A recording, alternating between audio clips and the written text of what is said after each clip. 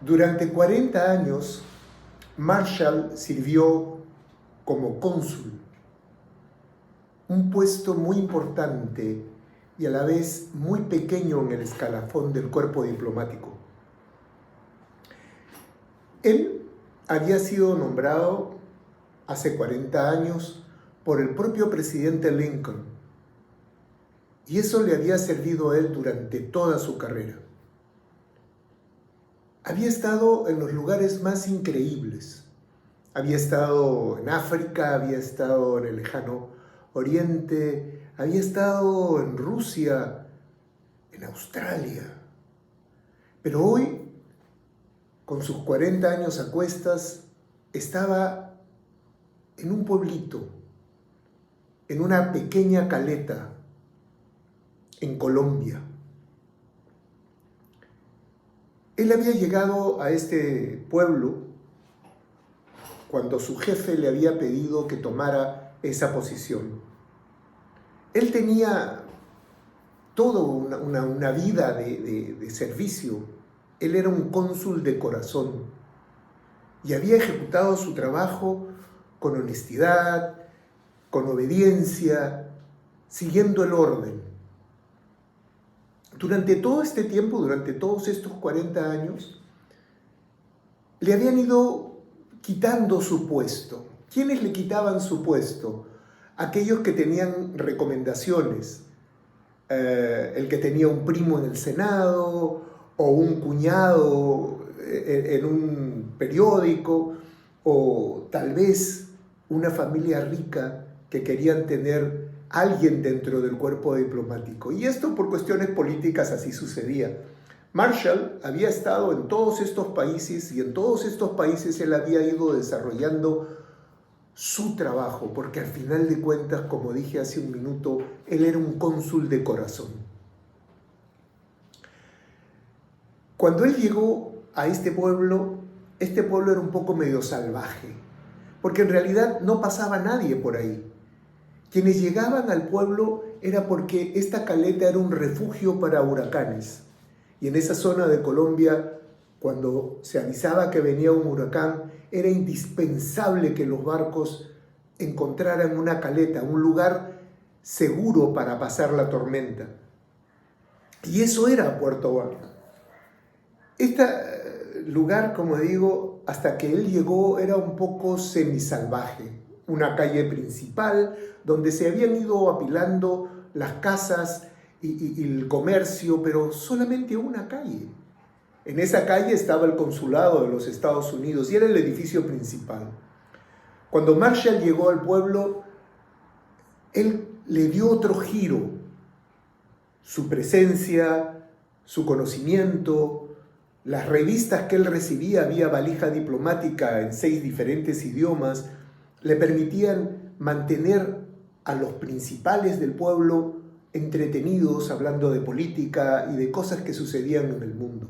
Aunque llegaban tarde, con retraso, por los barcos, pero él siempre los recibía vía valija diplomática. Marshall había logrado que estos principales se reunieran por lo menos 2 o 3 veces por semana en lo que al principio era un bar. Ese bar donde tú podías, antes de que llegara Marshall, salir premiado con una cuchillada, porque se reunían a tomar y a jugar, se había convertido en un lugar de reunión donde sí podías tener noticias del gran mundo. Y eso lo había logrado Marshall con su presencia, con su prestancia y con su conocimiento internacional. A ese pueblo había sido enviado después de toda esta larga carrera diplomática. Y él sentía que había hecho bien su trabajo y estaba orgulloso de eso. Y tan orgulloso estaba que no le importaba no haber ascendido en el rango diplomático. Uno de esos días llegó corriendo el telegrafista con una noticia que desde Curazao avisaban que iba a llegar un huracán.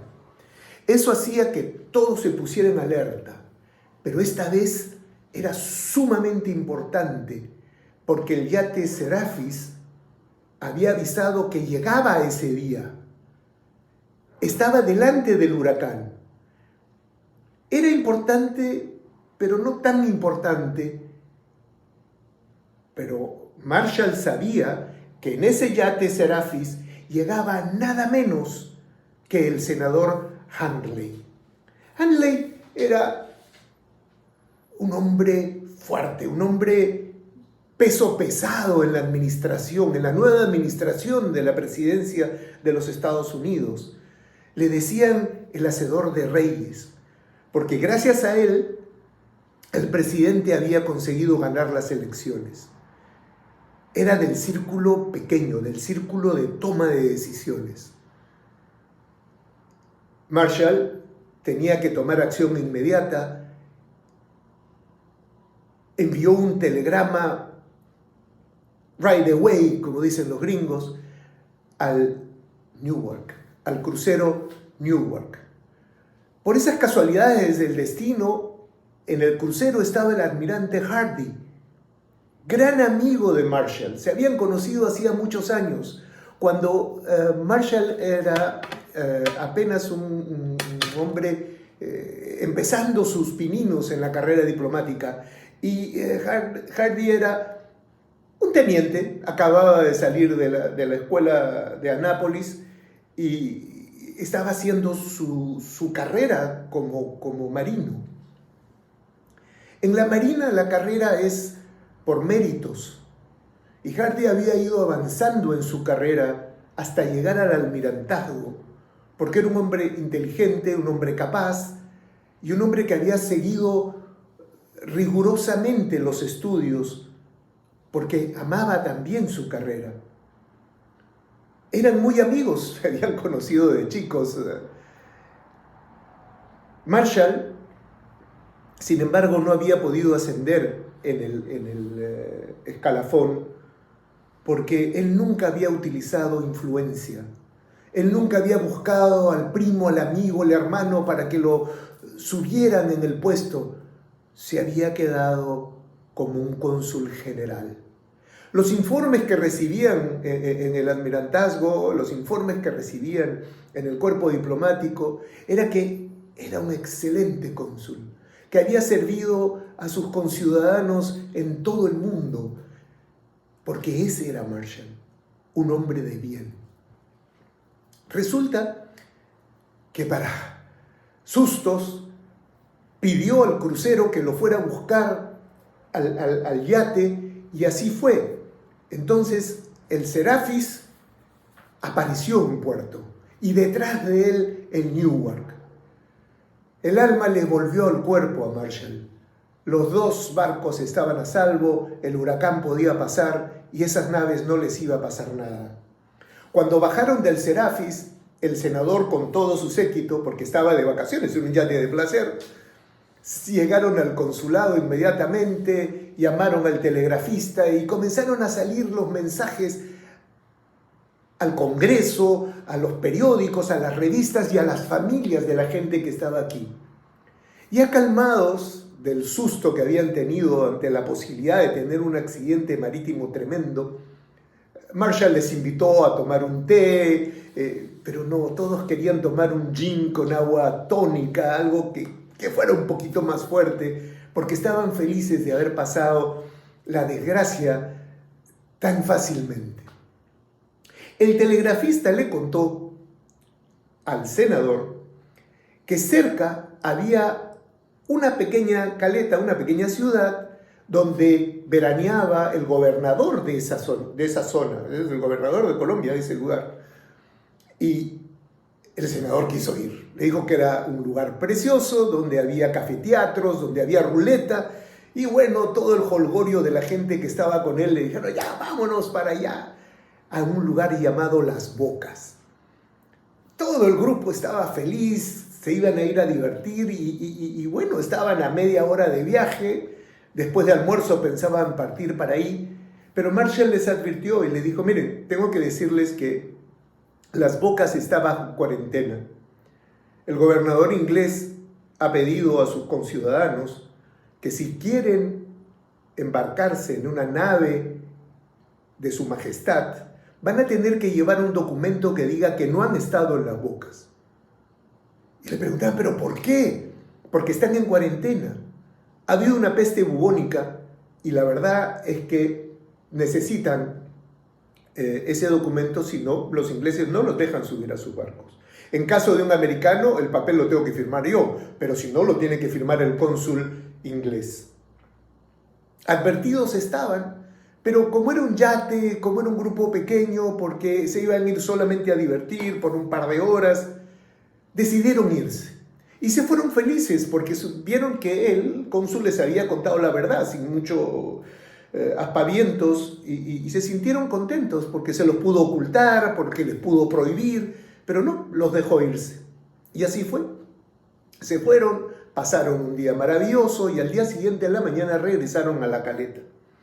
Regresaron al consulado y Marshall estaba feliz de tenerlos ahí, los atendió como corresponde, hasta que llegó otro telegrama. Y eso fue al día siguiente. Al amanecer del día siguiente, le tocaron la puerta muy temprano en la mañana al cónsul. Era nada menos que el senador. Y le traía un papel en el que le pedía que firme el documento para poder embarcarse en un crucero de su majestad. ¿Qué había pasado?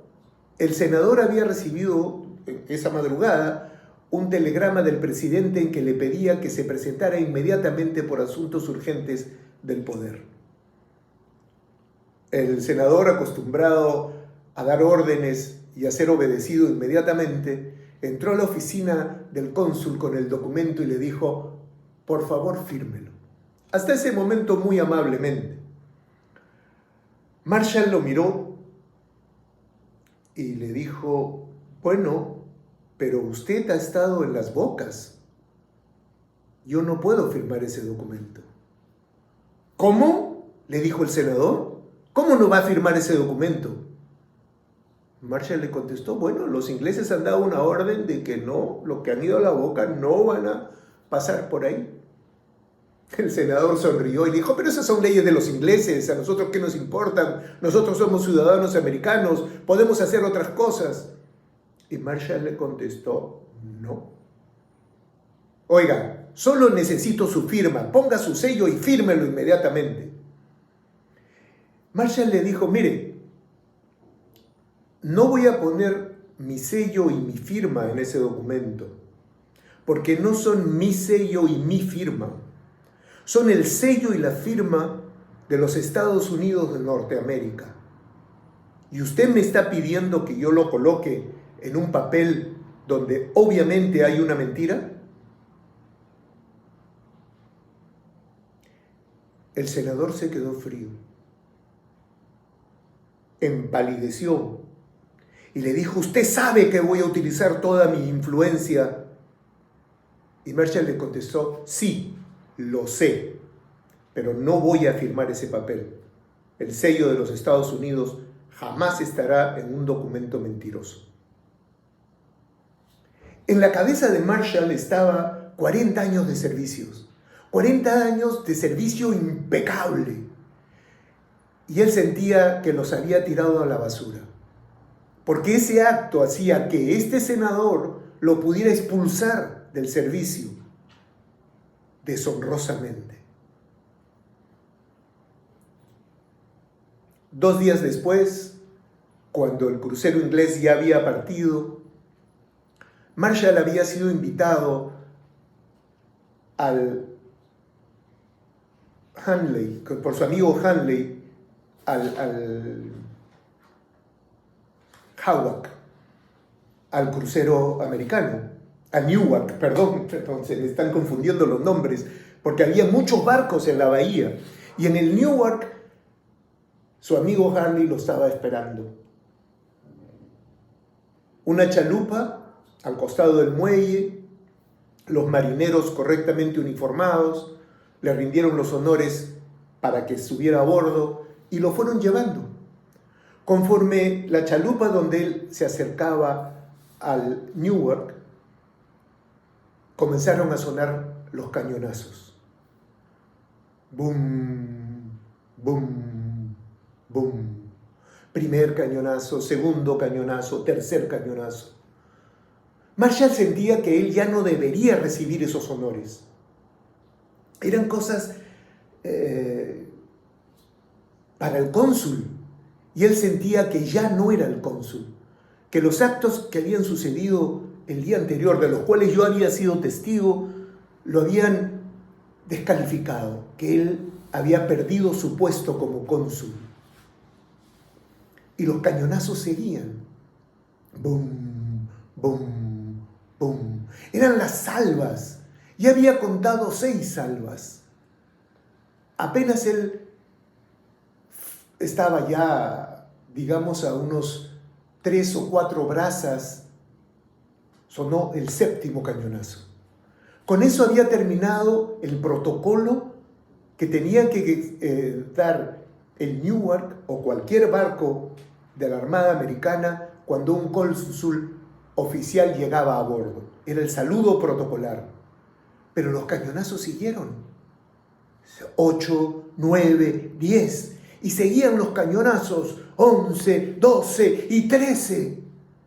Marshall sentía que se estaban burlando de él. ¿Qué significaba esto? Subió la escalinata del barco sintiéndose ofendido.